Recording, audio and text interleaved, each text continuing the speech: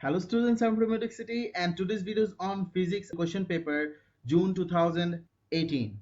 So this is the paper reference WPH04/01. So এটা হচ্ছে physics unit 4 এখানের মধ্যে আমি ডিসকাস করব কোশ্চেন নাম্বার 1 থেকে 10 পর্যন্ত। So before I start আমি আগেও physics unit 4 এর একটা কোশ্চেন পেপার সলভ করছি, you can go and check it out. If you want any more question paper on physics unit 4, please let me know into the comment section. আর যারা এখনো নতুন এই চ্যানেলে, please subscribe to this channel and share this to your friends. So let's begin.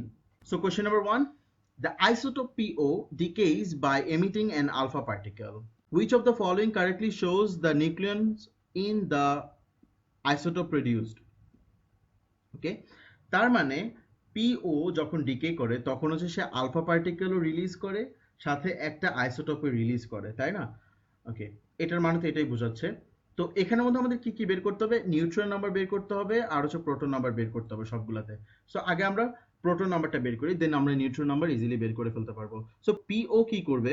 পিও যেটার হচ্ছে 84, ও produce করবে হচ্ছে আলফা পার্টিকেল সাথে একটা আইসোটোপ। আচ্ছা, সো আমরা আলফা পার্টিকেলের ম্যাস নাম্বার আর প্রোটন নাম্বারটা খুব ভালো মতো জানি। আলফা পার্টিকেলের ম্যাস নাম্বার হচ্ছে 4 আর প্রোটন নাম্বার হচ্ছে 2। ওকে, সো আমরা এখান থেকে প্রোটন নাম্বারটা ইজিলি বের করে ফেলতে পারবো। 84 মাইনাস 2 করলে আমরা এখানে পাবো হচ্ছে 82, রাইট? ওকে, এখন 82 তো আছে, সো আমরা ওর যেহেতু প্রোটন নাম্বারটা জানি, এখন আমরা ওর ম্যাস নাম্বারটা বের করে ফেলতে পারবো। ম্যাস নাম্বারটা কেমনে বের করব? 209 মাইনাস 4 করলে আমরা পাবো হচ্ছে 205, রাইট? 205 পাবো। বাট আমাকে এখানে ম্যাস নাম্বার বের করতে বলে না, আমাকে বলছে প্রোটন নাম্বার বের করতে সাথে নিউট্রন নাম্বার। সো আমরা কি করবো? এই ম্যাস নাম্বারের সাথে প্রোটন নাম্বারটা মাইনাস করে ফেলবো। সো আমরা এখানের মধ্যে অ্যান্সার পাবো হচ্ছে 205 মাইনাস 82, আর এখানের মধ্যে অ্যান্সারটা হবে হচ্ছে 1 2 3। Okay, I hope you got it. So আমাদের অ্যান্সারটা হচ্ছে number A. So let's see the next question. Question number 2.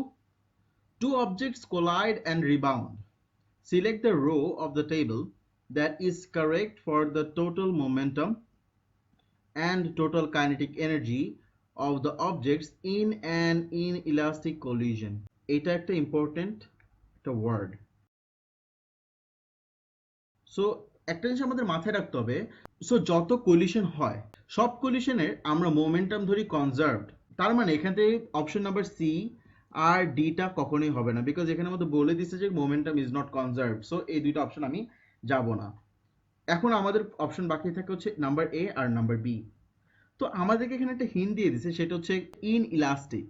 So যখন একটা ইলাস্টিক কলিশন হয় তখন কাইনেটিক এনার্জি কনজার্ভ থাকে, আর যখন ইনইলাস্টিক কলিশন হয় তখন কাইনেটিক এনার্জি কনজার্ভ থাকে না। So it is not conserve. So আমাদের এখানে অ্যান্সার হচ্ছে number D. So momentum conserve, kinetic energy not conserve. Kinetic energy কেন not conserve? Because inelastic collision. So I hope you got it. Let's see the next question. Question number 3. A potential difference V is applied across two identical capacitors of capacitance C. Which of the following expressions gives the total energy stored on the capacitors? So এখানের মধ্যে আমাদেরকে বলছে যে total energy stored on the capacitors. So এখানের মধ্যে আমাদের energy যে store হয়েছে এই এনার্জির এক্সপ্রেশন হচ্ছে equals to half CV square. Okay, so half CV square, যেহেতু এটা হচ্ছে শুধু একটা ক্যাপাসিটরের জন্য।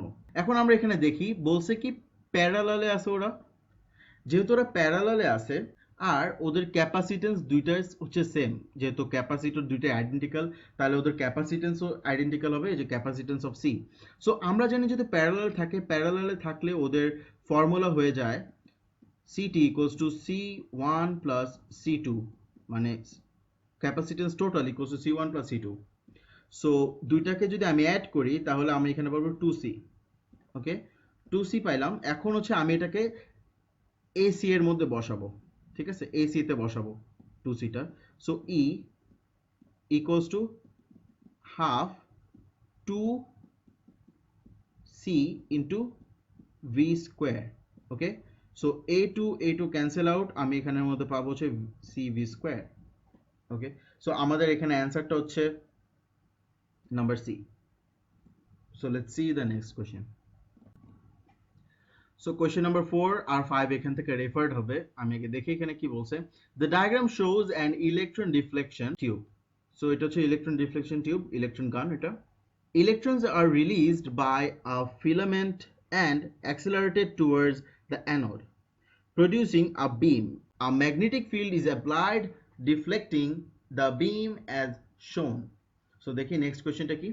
So next question হচ্ছে question number 4. Which of the following causes electrons to be released from the filament? আচ্ছা, so filament থেকে released হবে।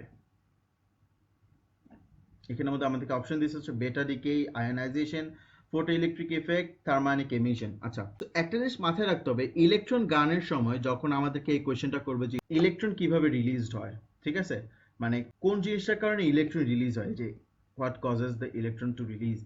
সো এটা চোখ বন্ধ করে থার্মানিক এমিশন দিয়ে দিলে অ্যান্সারটা হবে। বাট এখানের মধ্যে একটা রিজন আছে থার্মানিক এমিশনের, যেটা হচ্ছে ফিলামেন্ট। ঠিক আছে, ফিলামেন্টটা কি করে, ফিলামেন্টটা কজ করে হচ্ছে হিটিং ইফেক্ট। ঠিক আছে, হিটিং ইফেক্ট। সো এই হিটিং ইফেক্ট মানে কি, এই হিটিং ইফেক্টের কারণে তো থার্মায়নিক এমিশন হবে। So I hope you got it, কেন আমি বলতেছিলাম থার্মায়নিক এমিশন হবে, আর ইলেকট্রন গান হইলে কেন থার্মায়নিক এমিশন দিতে হবে, কারণ ইলেকট্রন গানের মধ্যে ফিলামেন্ট থাকে আর ফিলামেন্টটা হিটিং এর কারণে ইলেকট্রনটা রিলিজ করে, আর এর জন্য হচ্ছে thermionic emission. So I hope you got it. Question number 5, in which direction is the magnetic field applied to result in the deflection shown? So উপরে যে ছবিটা আছে ইলেকট্রন গানের, সো ওখানের মধ্যে যে ডিফ্লেকশনটা হয়েছে সেটা আমাদের দেখতে হবে আগে। So the diagram shows electron deflection tube. So electron deflection tube এটা, অ্যান্ড উই ক্যান সি যে এখানের মধ্যে ইলেকট্রন ওরা রিলিজ করছে। আচ্ছা, সো এখানের মধ্যে আমরা অ্যান্সার দুইভাবে বের করতে পারি। একটা হচ্ছে ইলেকট্রনকে আমরা দেখে বের করতে পারি, অথবা যে পজিটিভটা হইতে পারে, যে পজিট্রন হইতে পারে সেটাকে দেখে বের করতে পারি। এখানের মধ্যে আমরা যে জিনিসটা অ্যাপ্লাই করব সেটা হচ্ছে Fleming's left hand rule. So Fleming's left hand rule আমরা মেইনলি ইউজ করি হচ্ছে প্রোটনের জন্য। তো আগে আমরা প্রোটনের জন্য আগে ইউজ করে দেখি।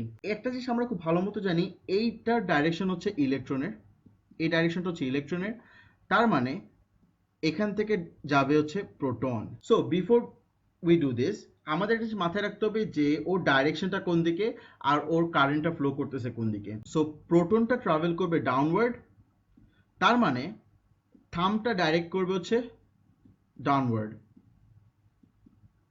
ওকে, প্রোটনটা ফ্লো করতেছে এই দিকে, আর এর মানে বোঝায় যে আমাদের কারেন্টটাও ফ্লো করবে এভাবে। সো আমাদের সেকেন্ড ফিঙ্গারের ডাইরেকশন হবে এই সাইডে। সো এটা হচ্ছে সেকেন্ড ফিঙ্গার। সো এখন যদি আমরা এফএলএচআর অ্যাপ্লাই করি, তার মানে আমরা দেখতেছি যে ইন্ডেক্স ফিঙ্গারটা out of the page act করতেছে, ওর ডাইরেকশনটা হচ্ছে আউট অফ দ্য পেজ, তার মানে আমরা বলতে পারি যে আমাদের ম্যাগনেটিক ফিল্ডটার ডাইরেকশনটা হচ্ছে আউট অফ দ্য পেজ। এখন আমরা দেখি ইলেকট্রন দিয়ে কিভাবে বের করব। ফার্স্টে আমরা জানি ওর ডাইরেকশনটা কোন দিকে, উপরে, তাই তো। সো উপরে যেহেতু ডাইরেকশন, সো আমাদের থামটাও কি হতে হবে, উপরে। আর আমরা জানি কারেন্টটা অলওয়েজ ইলেকট্রনের অপোজিট ডাইরেকশনে ট্রাভেল করে, তার মানে আমাদের সেকেন্ড ফিঙ্গারটা এদিকে ডাইরেক্টেড হবে। তো এটা হচ্ছে আমাদের সেকেন্ড ফিঙ্গার। ওকে, সো এখন আমরা এফএলএচআর অ্যাপ্লাই করি। যদি আমরা থামটা উপরে নিই অ্যান্ড সেকেন্ড ফিঙ্গারটা যদি আমরা এই ডাইরেকশনে নিই, তখন আমাদের যে ইন্ডেক্স ফিঙ্গারটা আছে সেটা ডাইরেক্ট করবে out of the page. So আমাদের অ্যান্সারটা হচ্ছে out of the page. I hope you are clear. Question number 6. Which of the following decays for a pion would not be possible? So আমাদেরকে incorrect answer খুঁজতে হবে। So let's see. Option number A. Pion neutral সাথে হচ্ছে দুইটা gamma হয়ে কোনো লাভ নেই, because গামার কোনো চার্জ নাই আর পায়নেরও কোনো চার্জ নাই। সো ওদের চার্জটা কনজার্ভ, সাথে ওদের লেপ্টন নাম্বার আর ব্যারিয়ার নাম্বারও কনজার্ভ। সো এই ডিকেটা পসিবল। সো ইটস কারেক্ট, আমাদের অপশন হবে না। এখানের মধ্যে হচ্ছে পায়ন পজিটিভ, সাথে আমাদের একটা পজিট্রন আছে, সাথে আরেকটা জিনিস আছে যেটা হচ্ছে কোনো চার্জ নাই, ওর কোনো চার্জ নাই। পজিট্রন এই সাইডে একটা, এখানের মধ্যে পায়ন পজিটিভ একটা, দুইজনেরই চার্জ +1+1। সো ওদের চার্জ নাম্বার কনজার্ভ, আর ওদের লেপ্টন আর ব্যারিয়ার নাম্বারটাও কনজার্ভ। সো এটা হয়ে যাবে। অপশন নাম্বার সি যদি দেখি, সেখানে হচ্ছে পায়ন হচ্ছে নিউট্রাল, সাথে এখানে একটা পজিট্রন আছে, এখানে একটা +1 চার্জ, এখানে একটা 0। সো চার্জ কনজার্ভ হয় না, আর অ্যান্টি ইলেকট্রন নিউট্রিনোর তো কোনো চার্জই হয় না, সো এটা বাদ। সো ওরটা হচ্ছে 0, ওরটা হচ্ছে +1, সো +1 এখানের মধ্যে ওভারঅল, আর এখানের মধ্যে 0, সো চার্জটা কনজার্ভড না। সো এই ডিকেটা পসিবল না, তার মানে হচ্ছে আমাদের অপশন হচ্ছে নাম্বার সি। এখানের মধ্যে আমাদের একটা জিনিস মাথায় রাখতে হবে, সেটা হচ্ছে যে অ্যান্টি ইলেকট্রন নিউট্রিনো কখনো পজিট্রনের সাথে থাকতে পারে না, ঠিক আছে? It can not come along with the positron, anti electron নিউট্রিনোটা। সো এটা যখনই দেখবো তখন আমাদের এটা ক্রস করে দিতেই হবে, মানে এটা এই ডিকেটে পসিবল হবে না। অপশন নাম্বার ডি যদি দেখি, সেখানে হচ্ছে পায়েন নিউট্রাল, সাথে হচ্ছে একটা পজিট্রন আছে, একটা ইলেকট্রন আছে, সাথে একটা গামা আছে। গামার তো কোনো চার্জ নাই, পজিট্রন আর ইলেকট্রন মিলে হচ্ছে ওরা ফর্ম করবে 0, সো এই পাশেও 0, ওই পাশেও 0, সো ওদের চার্জ নাম্বার কনজার্ভ, আর ওদের লেপ্টন নাম্বার আর ব্যারিয়ার নাম্বারটাও কনজার্ভ, সো এই ডিকেটা পসিবল। সো আমাদের অ্যান্সার হচ্ছে option C. Let's see the next question. So question number 7, the table shows the 6 types of quark and their relative charges. So ওদের relative charge আর হচ্ছে 6 types of quark দেওয়া আছে এখানের মধ্যে আমাদের। Which of the following shows a possible quark composition for a baryon with charge -e? মানে হচ্ছে আমরা এখান থেকে ওদের রিলেটিভ চার্জেস গুলো ক্যালকুলেট করে -e যেটা আসবে সেটা হচ্ছে আমাদের অ্যান্সার, ঠিক আছে? সো আমরা এটা কিভাবে করব? আমরা প্রত্যেকটা ভ্যালুর জন্য, যেমন হচ্ছে সি এর জন্য আমাদের বসে দেব 2/3e, দেন হচ্ছে এস এর জন্য আবার 2/3e, প্লাস এস বারের জন্য আমাদের এখানে বসে দেব পজিটিভ 1/3e। পজিটিভ কেন বুঝছি, কারণ হচ্ছে এস এর যেহেতু চার্জ মাইনাস, সো এস বারের চার্জ হবে প্লাস, মানে পজিটিভ 1/3e। সো আমরা এইভাবে করে প্রত্যেকটা ভ্যালু বসাবো। সো প্রত্যেকটা ভ্যালু বসানোর পর আমরা এতে দেখতে পারতেছি যে এটার অ্যান্সার আসে +5/3। সো +5/3 কখনোই হবে না, বিকজ আমাদেরকে -e আসতে হবে। সো আমরা বি নাম্বারটা দেখি। বি নাম্বার আমাদের অ্যান্সার আসতে হচ্ছে -1e। সো -1e বলতে পারি তো আমরা -e, তাই তো? সো আমাদের অ্যান্সারের সাথে মিলতেছে -e। সো আমাদের অ্যান্সারটা হচ্ছে বি। ওকে, সো আমি একটু সি আর ডিটা দেখি। সিতে আমাদের অ্যান্সার হচ্ছে +1, সো +1e আমাদের অ্যান্সারটা হবে না অবশ্যই, সো সি অ্যান্সার হবে না। নাম্বার ডিতে যদি আমরা দেখি, নাম্বার ডিতে আমাদের অ্যান্সার আসে হচ্ছে -5/3। সো -5/3e হইলে কি আমাদের অ্যান্সারটা হবে? আমাদের তো দরকার ছিল হচ্ছে -e, সো অবশ্যই আমাদের ডি অ্যান্সারটা হবে না, -5/3e তো কখনোই হবে না, আর আমাদের এ তো হচ্ছেই না। সো আমাদের অ্যান্সারটা হচ্ছে number B. So I hope you got it. Let's see the next question. Question number 8. Two identical point charges Q1 and Q2 are placed a small distance apart. Okay. The force acting on Q1 has magnitude of F. So Q1 এ যেটা act করতেছে সেটা হচ্ছে F. The charge Q1 and the distance between the charges are both doubled. So আমাদের মাথায় রাখতে হবে কি, Q1 আর হচ্ছে যে ডিস্টেন্সটা আছে Q1 আর Q2 এর মধ্যে, সেটা আমাদের ডাবল হয়ে যাবে।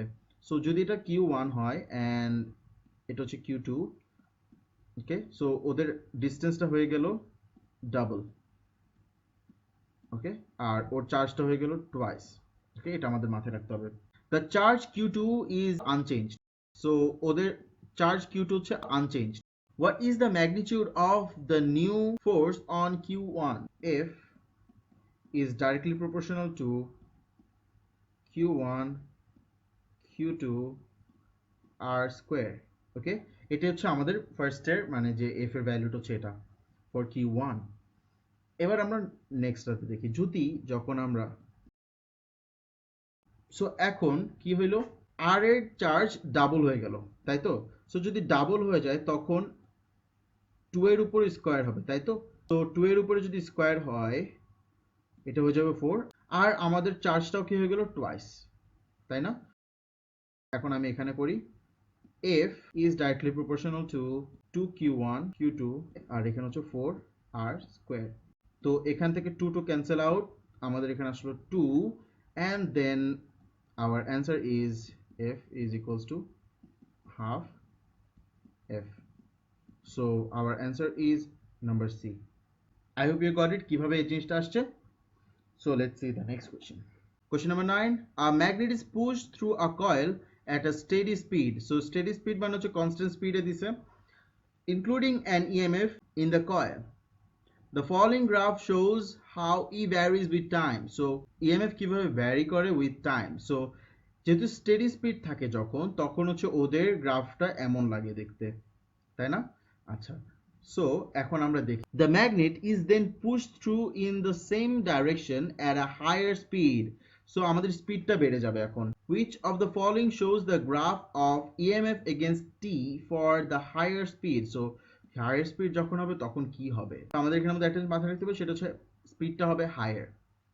তো আমরা যখন দেখবো যে হায়ার স্পিড যখন থাকবে ওদের, সো আমরা একটা ইকুয়েশন দেখতে পারি যেটা হচ্ছে ইএমএফ এর সাথে টাইমের লিঙ্কড আছে।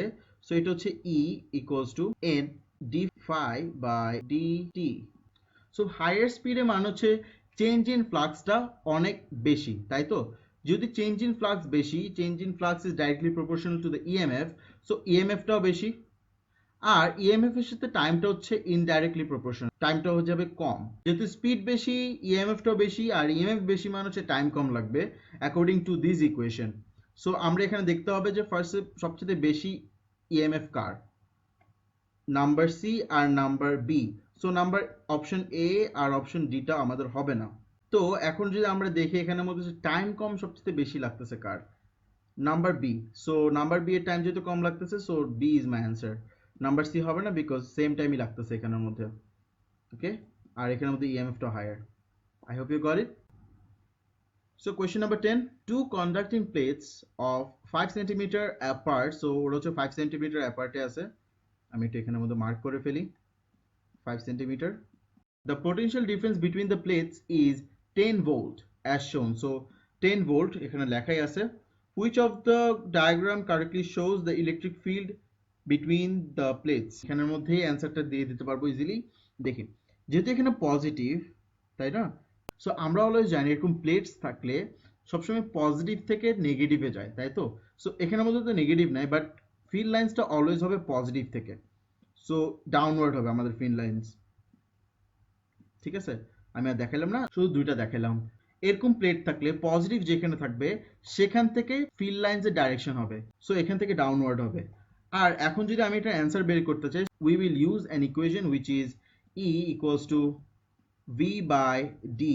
ভি এর ভ্যালু হচ্ছে 10, আর আমরা যদি 5 সেন্টিমিটার বসাতে চাই, 5 সেন্টিমিটার বসাতে পারবো না, আমাদের এখানে মিটারে নিতে হবে। সো এটার সাথে আমি কি করব, 100 ডিভাইড করে দিব 5 এর সাথে।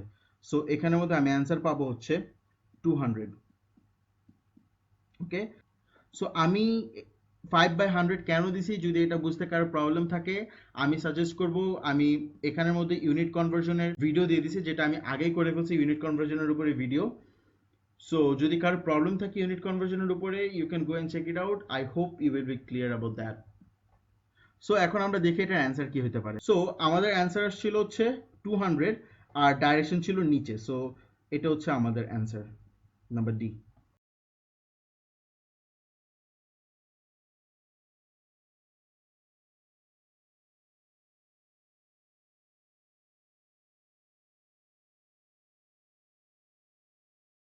So this is it for today. আমি পার্ট 1-এ 1 to 10 পর্যন্ত কোয়েশ্চেন ডিসকাস করে ফেলছি। আমি পার্ট 2 and 3 অনেক তাড়াতাড়ি আপলোড করে দিব। So for that you have to stay tuned with me by subscribing this channel, and if you have any problem please let me know into the comment section. Don't forget to like this video and share this to your friends. If you want any video on any topic, please let me know into the comment section, or else you can mail me at educity53019@gmail.com. So let's see you in the next video. Goodbye.